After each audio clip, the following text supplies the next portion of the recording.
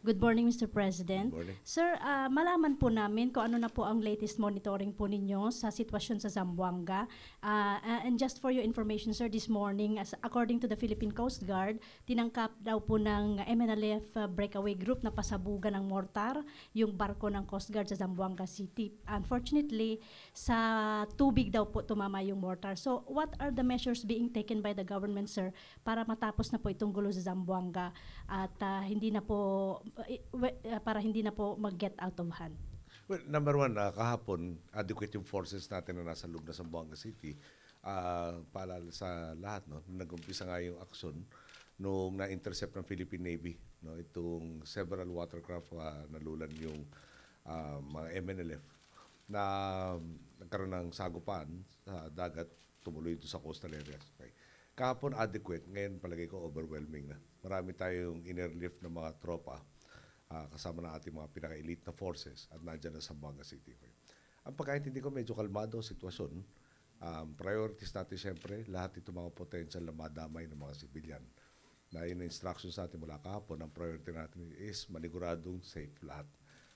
O enhance natin yung safety ng lahat ng mga mamamayan sa Zamboanga City. Talagang nakatutok si Mayor Clima ko ng gusto. Hands-on, na-activate yung Crisis Management Council kahapon pa. At natapos yung mga reports sila sa akin kagabi, something like 11:30. Ngayong umaga, kausap ko si Secretary Marojas and he has been updating me. So, wala tayong expectations no, so far na magkakaroon ng dagdag na tensyon itong araw na to. Follow-up lang, sir. May binibigay po ba kayong deadline sa ating concerned government agencies para finally po itapusin na po yung conflict? Malabo yata nagbibigay ng deadline kung ang pakay natin ay manigurado na wala madamay o masugatan pa o mamatay ng mga sibilyan. No? So iniwan natin yung tactical decision sa mga tactical commanders. Pagkaintindi ko, ang ground commander natin is si General Trinidad ng 1st Infantry Division. At maganda nga yung cooperation between the AFP and the PNP.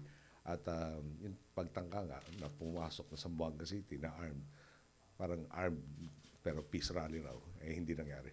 Yes, sir. Last na, sir. Mayroon po bang pangangailangan para magdeklara po tayo ng state of emergency sa Zamboanga City? At this time, wala pa. Okay. Thank you po. Thank you, Tuesday. Next, Genaline Kabiling, Bulletin, the birthday girl.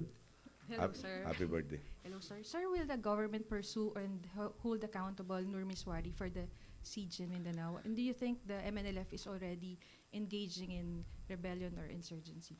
Well, merong purported declaration si Nur Miswari ng independence. Ang problema, puro mga spokesman nagsalita na nagkaroon ng meeting na sinasabi raw niya independence.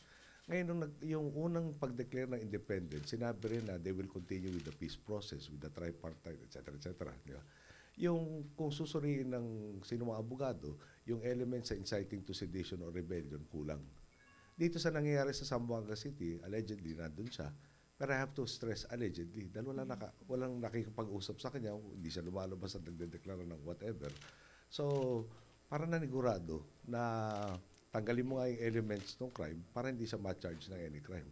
So, mahirap mag-state categorically at this point in time na meron tayong mga kasong pwede i-file kay Nur Miswari dahil nga yung evidence na magpapatunay na engage in such an activity is not yet present or at least is not apparent. Pag sinabi natin na, sabi ng mga kausap niya, dineklara niya ganito, parang yung concept ng hearsay papasok. Paano mo sasabihin na, ikaw nagsabi nito, anong preba niyo? Sinabi ng mga kausap mo raw. So medyo lumalabnaw. So iniimbestigahan at matagal na tinitingnan ng ating Department of Justice kung meron ang possibility of filing charges against Mr. Miswari. Sir, is the government capable of dealing with the situation or do we need to seek help from OIC or Indonesia? Well, they have been cooperating with us, no? The OIC. There is actually a scheduled talk in Jakarta next week. No? At this point in time, we're still pursuing it. We have been actively engaging them to conclude all of these talks. Palagi ko, i-note natin, I understand that there are two other groups of the MNLF who have already condemned what is happening in Zamboanga City. Perhaps dapat idagdag ko na rin dito. In talking with Secretary Guingdeles, I asked him, teka, atras nga tayong konti. Yung, where is the basis to say that Chairman Miswari is still the voice for the entire MNLF. So yung sagot niya sa akin is all the factions seem to defer to him. So and that is also being studied at this point.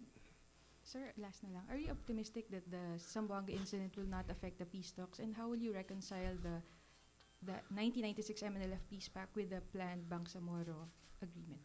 Yung mga obligasyon natin under the 1996 agreement, I'm told have been complied with. Yung Chairman Miswari seems unsatisfied. Parang honestly and personally, parang dating sa akin kung minsan pag hindi siya ang magiging pinuno ng kung ano man ang mangyayari sa ARM, hindi siya sangayon. So, paano naman tayo magkakasundo kung gano'n nangyari? Yeah. Okay, huling dalawang. Ira Andalong, Solar TV. Good morning. Good afternoon, sir. Maiba naman po sa pork barrel. Good morning. Sir, when can we expect the filing of charges against Mrs. Napoles in relation to the pork In the scam? first charges with regards to this issue, I understand will be filed not later than Monday. There is a possibility it can be filed by Friday. I will be given, as I promised you all, a briefing on what the lawyers call the theory of the case, the evidence that supports the theory of the case. Yung theory is what transpired. No? Evidence is what proves that this thing that we allege transpired happened. Then, pati analysis rin of possible defenses that can be brought to the fore. So, a complete briefing sometime this week. But the commitment is not later than Monday next week and possibly by Friday this week. Sir, a 2012 COA report mentions a number of lawmakers supposedly nag-release daw po ng pork nila to NGOs controlled by Mrs. Napoles. Do we expect them to be included dun sa mga kakasuhan po? Hirap naman mag-commit right now, no? Meron tayong very short briefing that I got on items in the 2010 budget. Tandaan na nyo, pumasok tayo June 30 ako noon, 2010. The budget for 2010 was already operational at that point in time. Merong fund doon, may 2 years na continuing appropriation, at yun ang pinagsususpechahan namin na naitago sa isang kumpanya called PhilForest. At doon nagamit. Now, is it connected to Napoles? I cannot say categorically at this point in time. And baka we will be talking less and less because we will be filing more and more cases about this particular issue. Including lawmakers, or definitely those released? If I can go back to my initial statement, i-brief tayo. Kaya hirap naman na sabihin ko may kaso by Friday or Saturday na final na hindi pa ako na-brief na tapos specify kung sino yung charge. Sir, how about other personalities who are operating a similar scam like There's an ongoing parallel investigation by the Department of Justice. Sir, huli na lang po pahabol. Sure. Can we get a categorical answer? Have you met or did you ever meet Mrs. Napoles when you were still a legislator? When I saw her when she came to the palace, I was trying to look at her and I don't remember her. I'm normally very good with faces. Baka sometimes I'm poor with names. She doesn't look familiar whatsoever. In fact, and I'll be very honest with you, parang compare sa pictures na nakita ko sa dyaryo at yung kaharap ko, may konti akong, parang may pumasok na sa isip ko for a little while. Ito ba talaga itong hinahanap natin? No? Now, did I ever meet her? To the level na baka nakipagkamayan sa akin, o may naghahi, ganun. I can't even say I ever said hi to her. Yung paalala ko sa after 205, wala na kami pork, wala na kami PDAF. Tapos kung ang interest niya sa legislator, maghanap ng paano makaka-access ng PDAF, para useless niya akong kausapin. But even having said that, I try to research in my mind if I ever came across her or even heard of her name. And I hope I'm not turning senile, but I don't recall any incident. Okay,